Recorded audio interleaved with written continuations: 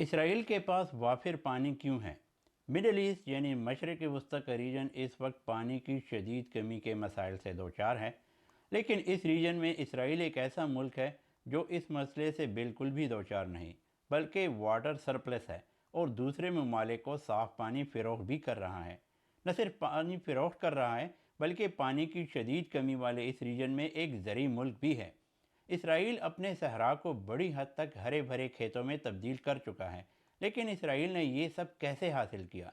اسرائیل کی ٹیکنالوجی کی وجہ سے ڈیڈ سی یعنی بحر مردار کن مسائل سے دوچار ہے؟ دریائے اردن جو اس پورے خطے میں پانی کا سب سے بڑا سورس ہے، لبنان، شام، اردن اور فلسطین ہزاروں سالوں سے اس کے پانی سے مستفید ہوتے چلے آ رہے ہیں۔ دریائے اردن شمال میں شام اور لبنان کے بارڈر سے نکلتا ہے اور جنوب کی طرف بہتے ہوئے لیک آف گلیلی میں آ کر گرتا ہے، جس کو جھیل تبریاس بھی کہا جاتا ہے۔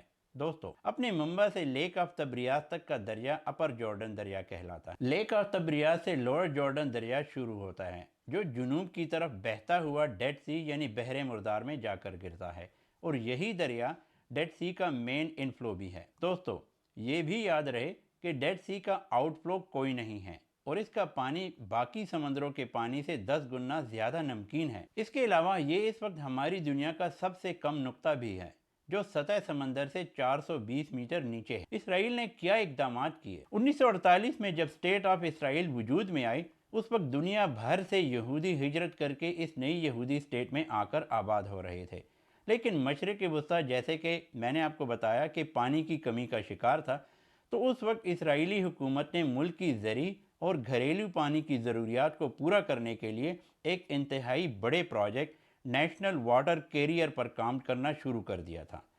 اسرائیل نے کیا کہ لیک آف تبریاس کے آؤٹ فلو سے نہروں، پائپ لائنز کا ایک ایسا نیٹ ورک تعمیر کیا جس کے ذریعے اسرائیل نے اپنے شمالی حصے سے لے کر اپنے جنوبی حصے تک پانی پہنچا دیا۔ ایک واٹر سکارس ملک میں پانی کی ترسیل کا یہ اتنا بڑا پروجیکٹ 1964 میں اپنی تکمیل کو پہنچا۔ اس پروجیکٹ کی تعمیر ایک اسرائیلی کمپنی میکروٹ نے کی تھی۔ شروع میں اس پروجیکٹ سے حاصل ہونے والے پانی کا 80% زراعت کے لیے استعمال ہوتا تھا، جبکہ صرف 20% پانی گھریلو ضروریات کو پورا کرتا تھا۔ 1960 کی دہائی میں اسرائیل میں ڈرپ ایریگیشن کے ذریعے جو اپاشی کا نظام ہے کا طریقہ کار بھی ایجاد ہوا، جس سے زراعت کے لیے استعمال ہونے والے پانی کی مقدار کو کم کیا جا سکتا ہے اور زرعی پیداوار کو بڑھایا جا سکتا ہے۔ اس طریقہ کار میں ایک ڈرپ کے ذریعے پودوں کی جڑوں تک براہ راست پانی پہنچایا جاتا ہے، اور یہ طریقہ روایتی ایریگیشن کے مقابلے میں 70 سے 80% تک کم پانی استعمال کرتا ہے۔ یعنی آپ یوں کہہ لیں کہ ڈرپ ایریگیشن زیادہ مؤثر ہے۔ اسرائیل اپنے اس انتہائی مؤثر ٹیکنالوجی کو انڈیا، امریکہ اور فرانس جیسے بڑے ممالک کو بھی درآمد کر رہا ہے، جہاں اسے بڑے پیمانے پر استعمال کیا جا رہا ہے۔ نیشنل واٹر کیریئر پروجیکٹ کی تکمیل سے اسرائیل نے اپنی ضروریات تو پوری کر لیں، لیکن اس کی وجہ سے ریجن کے دوسرے ممالک کو پانی کے لیے شدید مشکلات کا سامنا کرنا پڑ رہا ہے۔ بالخصوص ویسٹ بینک میں آباد فلسطین شہری شدید مشکلات سے دوچار ہیں۔ انہیں اس وقت دریائے اردن کے پانی کی بہت کم مقدار دستیاب ہے۔ 1967 کی جنگ کے بعد اسرائیل نے فلسطینی علاقے ویسٹ بینک کا زیادہ تر کنٹرول بھی حاصل کر لیا تھا، اور اس کے بعد یہاں اپنی بستیاں بھی بنا لی تھیں۔ اسرائیل اس کے بعد سے اپنی ان یہودی بستیوں کو پانی بھی اسی نیشنل واٹر کیریئر سے فراہم کر رہا ہے اور وافر مقدار میں فراہم کرتا ہے۔ اسرائیل چونکہ ویسٹ بینک کے اچھے خاصے علاقے پر قابض ہے، اور وہ یہاں آباد فلسطینی شہریوں کو ملنے والے پانی کو بھی کنٹرول کر رہا ہے، انہیں زیر زمین پانی نکالنے سے بھی آئے روز روکتا رہتا ہے۔ ویسٹ بینک میں آباد فلسطینی شہریوں کو 73 لیٹر فی بندہ فی دن کے حساب سے پانی دستیاب ہے، جبکہ ویسٹ بینک میں ہی آباد اسرائیلی شہریوں کو ان کی ضروریات سے بھی زیادہ پانی یعنی 300 لیٹر فی بندہ فی دن کے حساب سے پانی دستیاب ہے۔ ڈیڈ سی کو کیا ہوا؟ اسرائیل چونکہ دریائے اردن کے 2/3 پانی کو کنٹرول کرتا ہے اور اس سے اپنی زمین کو سیراب کرتا ہے، تو اس کا نتیجہ یہ ہوا کہ پچھلی 6 دہائیوں سے لوئر اردن ندی میں پانی کی مقدار انتہائی کم ہو چکی ہے۔ اس کا اندازہ آپ اس بات سے لگا لیں کہ لوئر اردن ندی سے پہلے 1.3 بلین کیوبک میٹر سالانہ پانی ڈیڈ سی یعنی بحر مردار میں گرتا تھا، جو اب کم ہو کر صرف 200 سے 300 ملین کیوبک میٹر سالانہ تک رہ گیا ہے۔ दोस्तों पानी की इस कम होती हुई मिकदार के बायस डेड सी में भी पानी का लेवल सालाना 1.4 मीटर के हिसाब से कम हो रहा है। और इसके अलावा चूंकि डेड सी के पानी में बाकी समंदरों के पानी से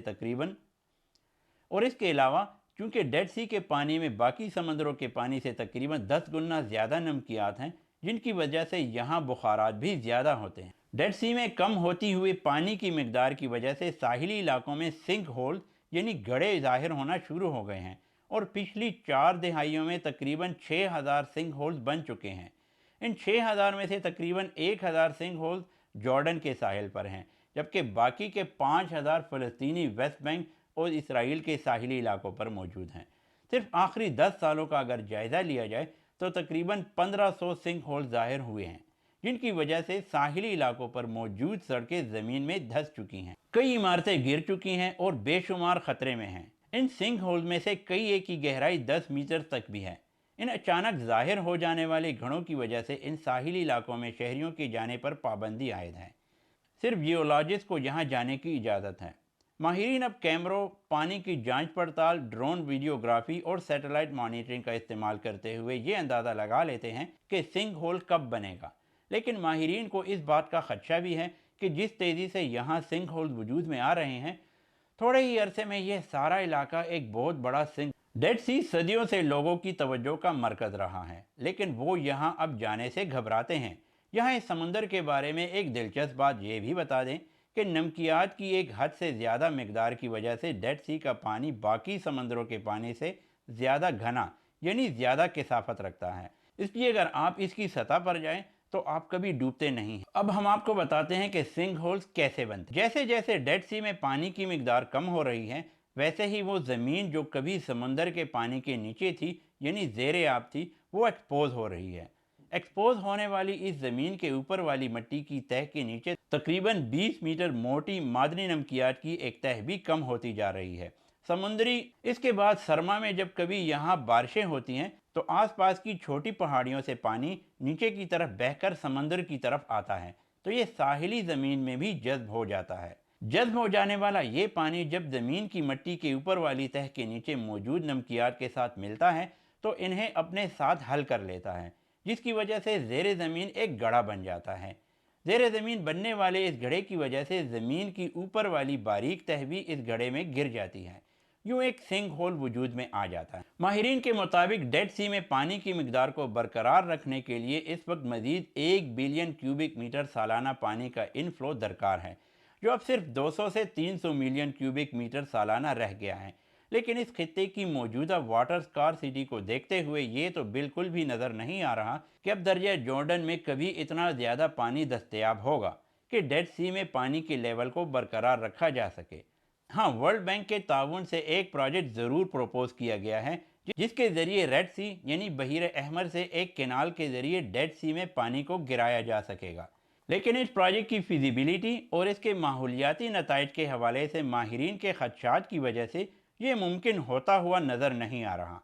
दूसरी वजह जो माहिरीन बताते हैं वो ये कि डेड सी के नेचुरल एकोसिस्टम को बरकरार रखने के लिए सिर्फ दरियाई उर्दन का फ्रेश वाटर ही मौजूद है, ना कि डेड सी का पानी जो पहले ही नमकीन। इंसान जब भी फितरत के निज़ाम के साथ छेड़छाड़ करता है तो इसके ख़तरनाक नताइज ज़रूर आते हैं। यही वजह है कि डेड सी भी ख़त्म होता जा रहा है। अब आने वाला वक्त बताएगा कि डेड सी हमेशा हमेशा के लिए ख़त्म हो जाएगा या फिर इंसान इसे बचाने के लिए कोई इक़दामात करेगा। दोस्तों हमारी आज की ये वीडियो आपको कैसी लगी कमेंट्स बॉक्स में लाजमी बताइएगा और जाते जाते हमारे चैनल को भी सब्सक्राइब कीजिए। इस एक वीडियो बनाने में हमारी पूरी टीम की काफ़ी मेहनत सर्फ होती है, तो आपसे गुजारिश है कि हमारे इस चैनल को सब्सक्राइब करें, वीडियो को लाइक करें और अपने दोस्तों के साथ शेयर करें। इसके साथ ही इजाज़त चाहूँगा। अल्लाह हाफ़िज़।